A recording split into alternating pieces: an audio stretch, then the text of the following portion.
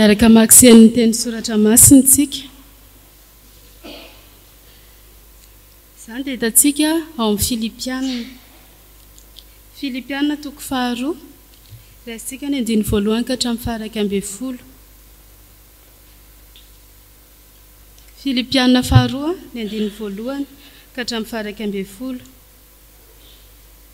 Rehefa ho hita dia vakiana amin'ny anaran'i Jesosy.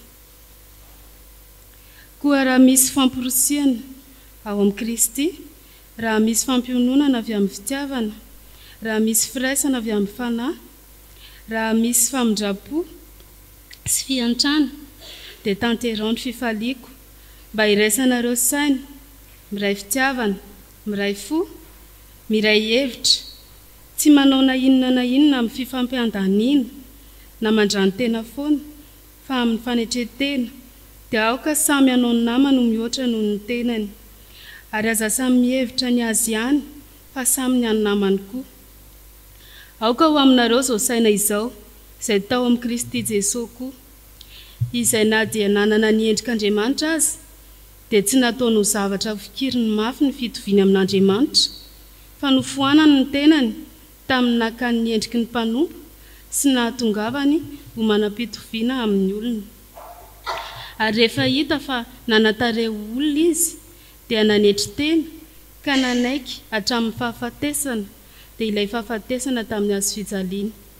Koa izany no nanandratan'Andriamanitra azy indrindra, tsy nanomezany azy ny anarana izay ambony noho ny anarana rehetra, mba ho amin'ny anaran'i Jesosy Kristy no andohalehan'ny lohalika rehetra, na ny any an-danitra, na ny etỳ an-tany, na ny any ambanin'ny tany, sy eken'ny lela rehetra, fa Jesosy Kristy no tompo ho voninahitry ny iray.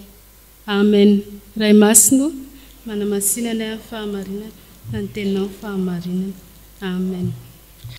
Miarabantsika rehetra amin'ny anaran'ny Tompo, tonga sao tao anatin'ity fivorian'ny mpievitra rà volana Desambra ity riavana, dia manonona ny famindrampony sy ny fiadanany ho amintsika rehetra. Saotra ny namana teo amin'ny fitariana. Efa hanovakin'ny mpanompon'Andriamanitra teo ny anjara mofinainantsika, foto-kevitra 3 no entina amintsika riavana.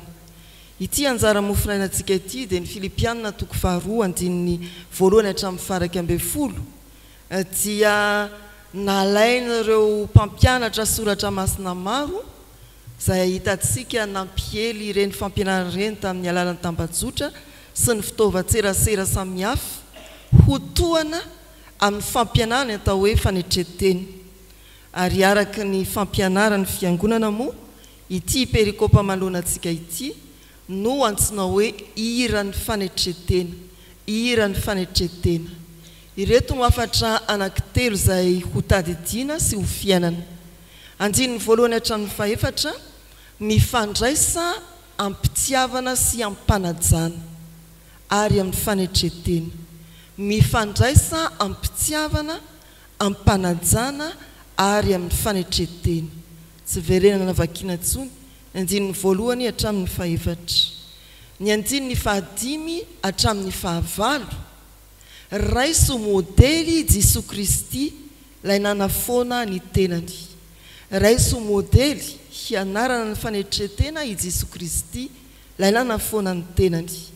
Ary ny 7 dia ao amin'ny andininy 7 hatramin'ny 11, ny foto-kevitra dia ny hoe tsarovy fa ny fanetretena dia lalan'ny voninahitra araka an'Andriamanitra. Ny fanetretena dia lalana ho amin'ny voninahitra araka an'Andriamanitra. Mba ho fiainantsika izany, hifanaja isika, hifandray ampitiavana sy amin'ny fanetretena, hianatra ny Kristy ilay nanafoana ny tenany isika, ary manantena sy mino fa ny fanetretena dia lalana amin'ny voninahitra omen'Andriamanitra antsika. Hivavaka isika. Tompo, misaotra anao noho ny foto-kevitra 3 entinay miaina avy amin'ny anjara mofinaina tamin'ity anio ity. Dia omeo anay ny fanahy masina, mba hifandraisanay, hifaneraseranay, hiombonanay ampitiavana, ampanajana ary amin'ny fanetretena.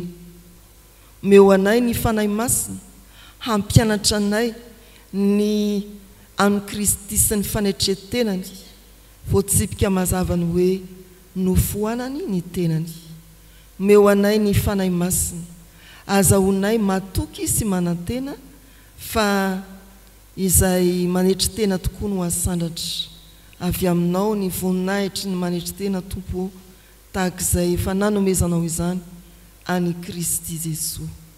Indreto izahay miatrika izao fivoriana izao dia amin'ny fanetretena no mbola angatanay ny fanahy masina ampiombona anay araka ny sitraponao ary ampifantoka anay amin'ny zavatra rehetra ninona tompo feo saina mety mandrebireby anay dia ianao no hanalavitra izany anay anome anay kosa ny fifantohana feno mandritra ity fivoriana ity.